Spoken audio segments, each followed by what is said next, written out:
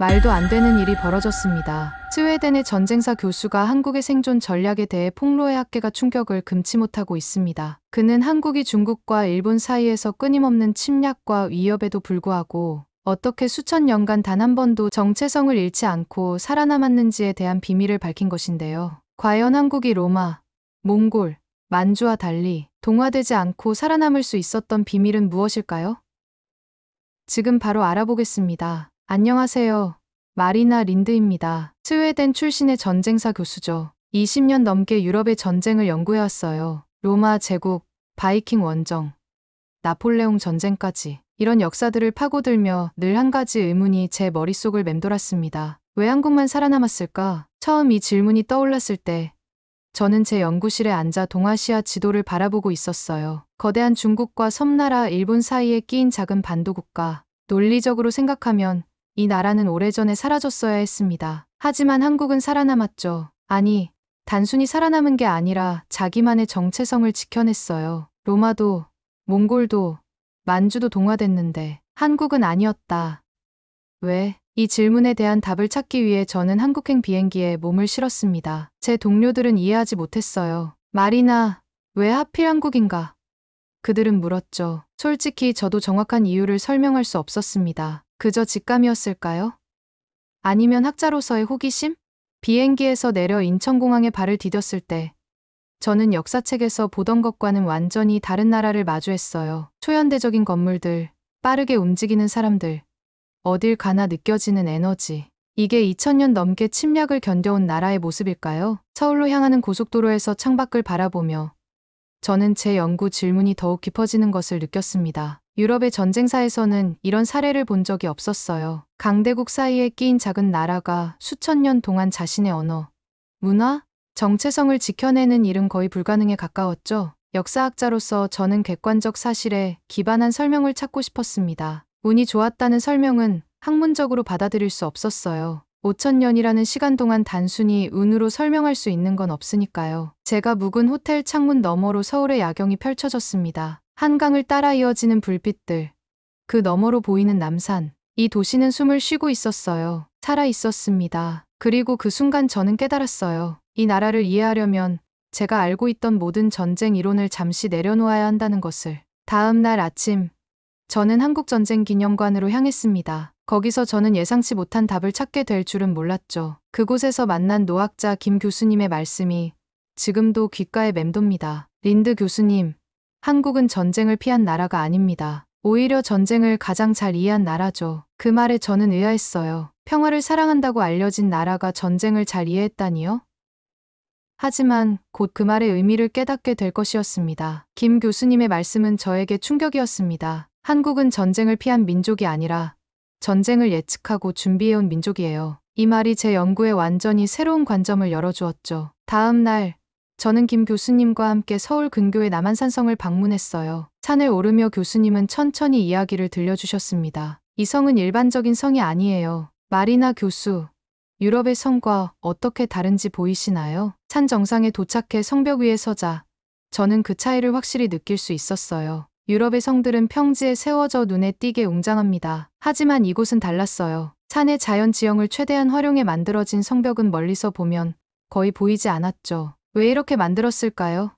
저는 물었습니다. 보이지 않는 것이 최고의 방어예요. 적이 성을 공격하려면 먼저 찾아야 하니까요. 그 순간 저는 깨달았습니다. 이것은 단순한 건축 양식의 차이가 아니었어요. 완전히 다른 생존 철학이었죠. 유럽의 성은 권력과 위험을 과시하기 위한 것이지만 한국의 산성은 오직 생존을 위한 것이었습니다. 산성에서 내려와 저는 고려, 조선으로 이어지는 한국의 역사를 더 깊이 탐구했어요. 놀랍게도 국가의 이름은 바뀌었지만 그 핵심 전략은 변하지 않았습니다. 작은 나라가 강대국 사이에서 살아남기 위한 철저한 설계였죠. 고구려가 수나라 군대를 물리쳤을 때 그건 우연이 아니었어요.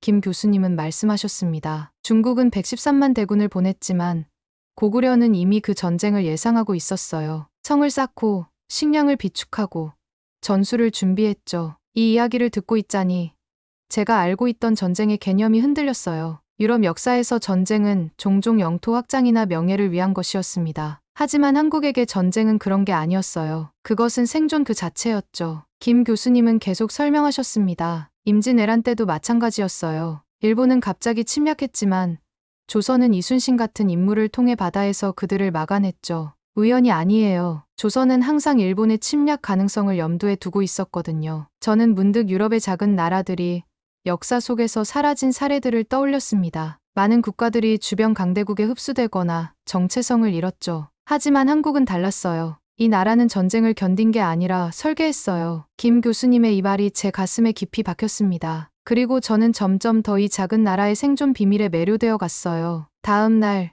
저는 국립중앙박물관을 방문했습니다. 그곳에서 한국의 전통 무기들을 보며 또 다른 충격을 받았어요. 특히 한국의 활이 제 눈길을 끌었죠. 이 활들이 특별한 이유가 뭘까요?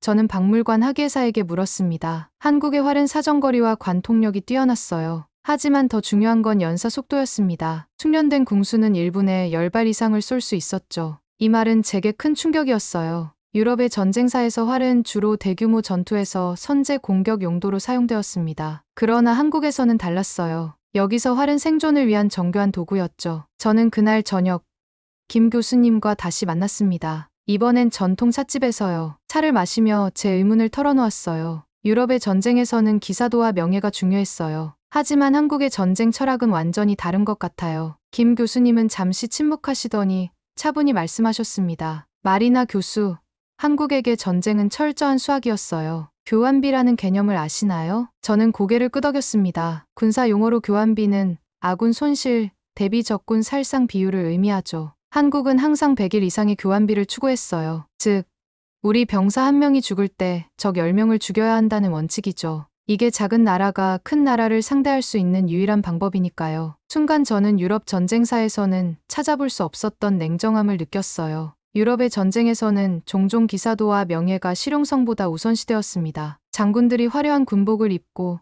최전선에 서던 시대도 있었죠. 하지만 한국은 달랐어요. 여기서는 오직 효율성만이 중요했습니다. 처음엔 충격이었지만 그건 생존의 수학이었다. 저는 이 사실을 받아들이는데 시간이 좀 걸렸어요. 하지만 점점 이해가 되기 시작했습니다. 강대국 사이에서 작은 나라가 살아남으려면 냉정한 계산이 필요했겠죠. 김 교수님은 계속해서 설명하셨어요. 한국의 전쟁 철학에서는 개인의 영웅심보다 조직의 생존이 중요했습니다. 이것이 바로 한국이 수천 년 동안 살아남을 수 있었던 비결이에요. 저는 문득 서양 전쟁사의 영웅들을 떠올렸습니다. 알렉산더 대왕, 줄리어스 시저, 나폴레옹. 그들은 개인의 영광과 제국의 확장을 위해 싸웠죠. 하지만 한국의 영웅들은 달랐어요. 이순신, 을지문덕. 그들은 철저히 생존을 위해 싸웠습니다. 마리나 교수, 명심하세요. 한국에게 전쟁은 승리를 위한 것이 아니라 생존을 위한 것이었어요. 이 말이 제 마음에 깊이 새겨졌습니다. 그리고 저는 점점 더 이 작은 나라의 생존 비밀을 이해하기 시작했어요. 다음 날,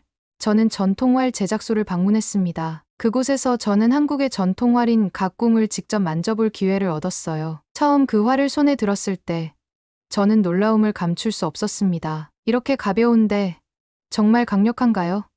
저는 활 제작 장인에게 물었어요. 가장 먼 거리에서 가장 강하게, 가장 빨리 쏠 수 있도록 설계된 활입니다. 장인은 자부심을 담아 대답했죠. 각궁은 솥불, 나무, 대나무, 동물의 힘줄 등이 복합적으로 사용된 복합궁이었어요. 유럽의 장궁이나 크로스보우와는 전혀 다른 원리로 작동했죠. 이 활은 작고 가벼웠지만 그 위력은 놀라웠습니다. 말을 타고 달리면서도 정확히 쏠 수 있었다고요.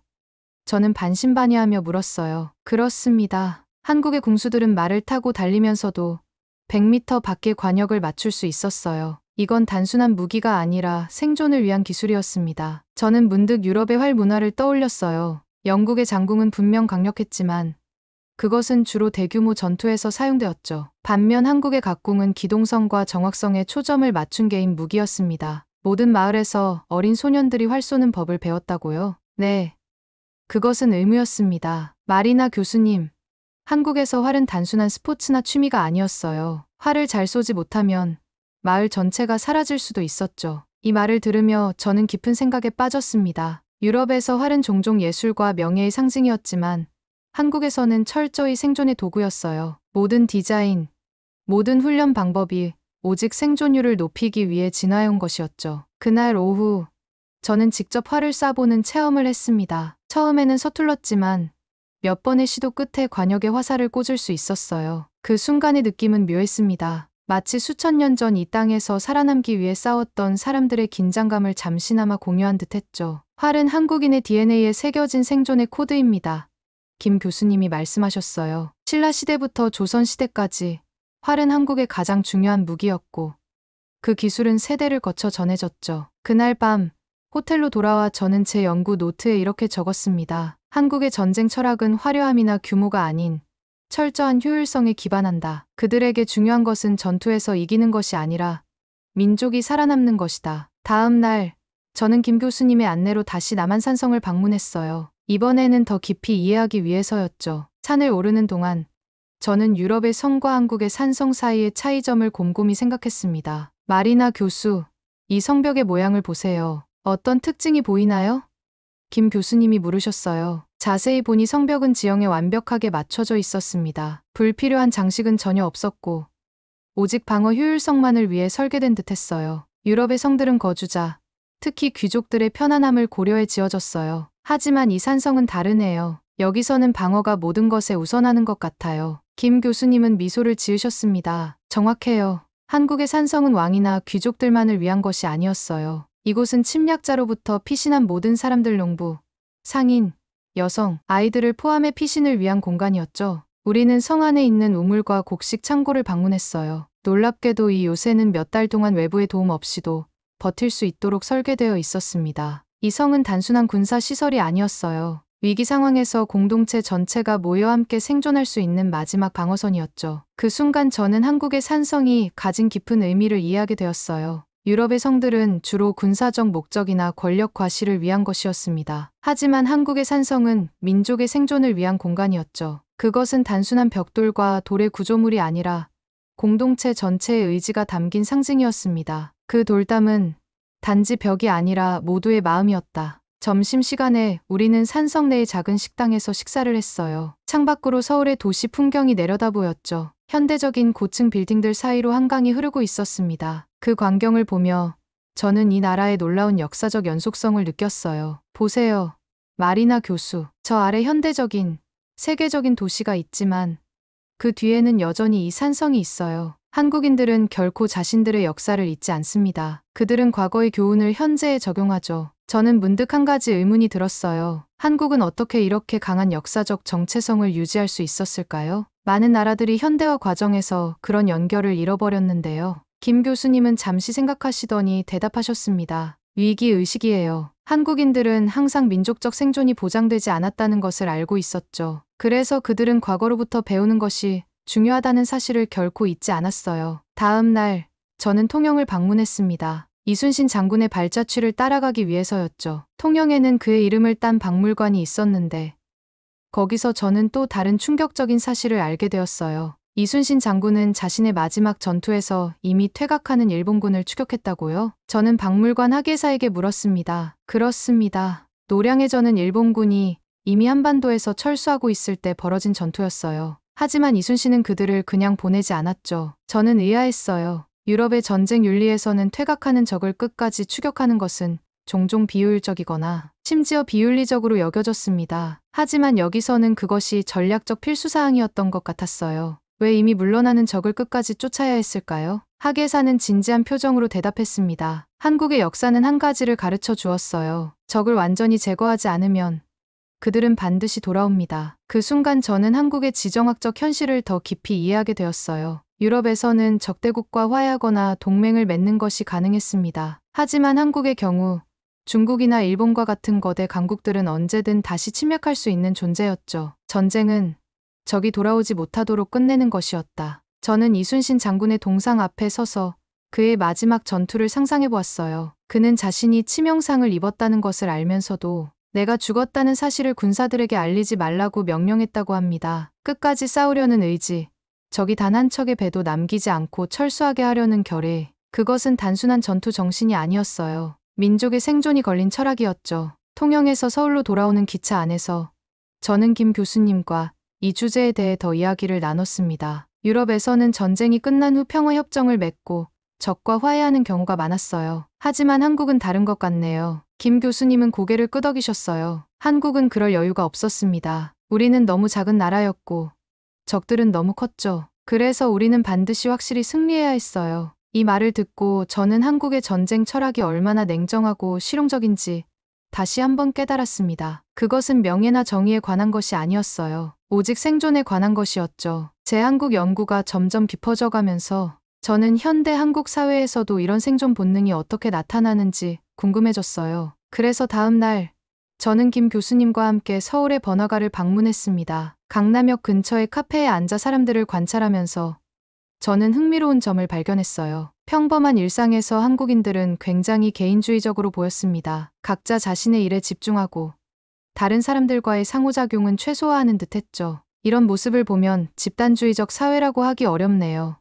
저는 김 교수님에게 말했습니다. 김 교수님은 미소를 지으셨어요. 평화로운 시기에는 그렇습니다. 하지만 위기가 닥치면 한국인들은 완전히 다른 모습을 보여줘요. 교수님은 두 가지 사례를 들려주셨습니다. 하나는 1997년 IMF 외환위기 당시 전국민적금 모으기 운동이었고, 다른 하나는 최근의 코로나19 방역이었죠. IMF 위기 때 수백만 명의 한국인들이 자발적으로 금을 기부했어요. 결혼반지, 갑오, 심지어 금메달까지. 이건 단순한 애국심이 아니었습니다. 생존 본능이었죠. 저는 깜짝 놀랐어요. 현대 사회에서 그런 집단 행동이 자발적으로 일어난다는 것이 믿기지 않았거든요. 그리고 코로나19 때는 더 놀라웠습니다. 정부의 강제 명령 없이도 거의 모든 시민들이 마스크를 쓰고 방역 수칙을 지켰죠. 확진자의 동선이 공개되고 많은 개인정보가 공유되었지만 대부분의 사람들은 이것이 공동체의 생존을 위해 필요하다고 받아들였어요. 저는 그 이야기를 들으며 깊은 생각에 빠졌습니다. 유럽에서는 개인의 자유와 프라이버시가 최우선시되는 경우가 많았어요. 하지만 한국은 위기 앞에서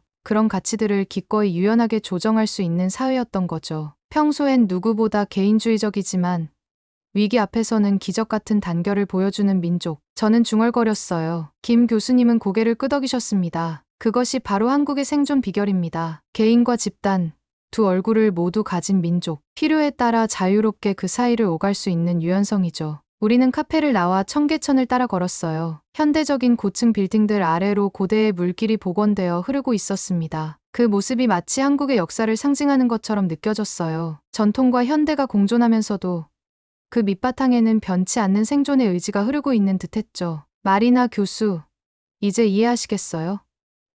한국은 단순히 운이 좋아서 살아남은 게 아닙니다. 그들은 생존을 위해 모든 것을 설계했어요. 문화, 기술, 심지어 사회적 구조까지. 저는 깊이 고개를 끄덕였습니다. 이제 제 연구의 질문에 대한 답이 조금씩 보이기 시작했어요. 한국이 살아남은 건 우연이 아니었습니다. 그것은 수천 년에 걸친 치밀한 생존 전략의 결과였죠. 개인과 집단, 두 얼굴을 모두 가진 민족. 그게 바로 생존의 비밀이었다. 한국에서의 마지막 날, 저는 남산타워에 올라 서울의 전경을 바라보았습니다. 현대적인 도시 풍경과 그 너머로 펼쳐진 산들. 이 작은 나라가 어떻게 강대국들 사이에서 자신만의 정체성을 지키며 살아남았는지 이제 저는 조금은 이해할 수 있었어요. 마리나 교수, 마지막으로 무엇이 더 궁금하신가요?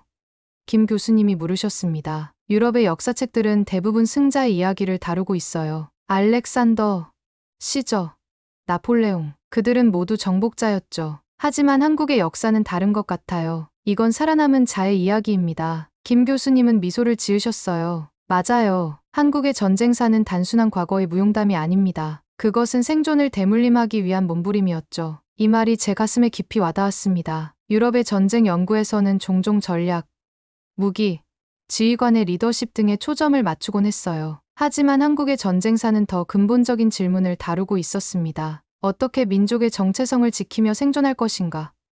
그것은 단순한 군사 전략이 아니라 총체적인 생존 철학이었죠. 제가 스웨덴으로 돌아가면 이 연구 결과를 책으로 출판하고 싶어요. 저는 김 교수님에게 말했습니다. 작은 나라, 거대한 생존의 비밀이라는 제목으로요. 훌륭한 제목이네요. 많은 사람들에게 한국의 이야기가 전해지길 바랍니다. 비행기를 타기 전 서울의 밤을 바라보며 저는 조용히 속삭였습니다. 이 작은 나라는 나에게 가장 거대한 역사를 가르쳐 주었다. 비행기에 몸을 실으며 저는 이제 제 연구의 방향이 완전히 바뀌었음을 느꼈어요. 더 이상 승자의 역사가 아닌 살아남은 자의 역사에 집중하게 될 것 같았습니다. 그리고 그 중심에는 한국이 있었죠. 스웨덴으로 돌아가는 긴 비행 동안 저는 노트북을 열고 이번 여정에서 배운 것들을 정리했습니다. 전쟁을 피한 것이 아니라 설계한 민족, 철저한 효율성에 기반한 전쟁 철학, 생존을 위한 도구로서의 무기들, 공동체 전체를 위한 방어 시스템, 적을 완전히 제거해야 한다는 원칙, 그리고 개인주의와 집단주의 사이를 자유롭게 오가는 유연성. 이 모든 것들이 한국이라는 작은 나라가 세계 역사의 거센 파도 속에서도 자신만의 정체성을 지키며 살아남을 수 있었던 비결이었습니다. 비행기가 스웨덴의 하늘을 향해 날아가는 동안 저는 창밖의 구름을 바라보며 생각했습니다. 전쟁사 연구에서 우리는 종종 강자의 관점에서만 역사를 바라봅니다. 하지만 진정한 지혜는 약자가 어떻게 생존했는지를 이해하는 데 있는 것 같아요. 여러분은 오늘 이야기한 한국의 생존 비밀에 대해 어떻게 생각하시나요?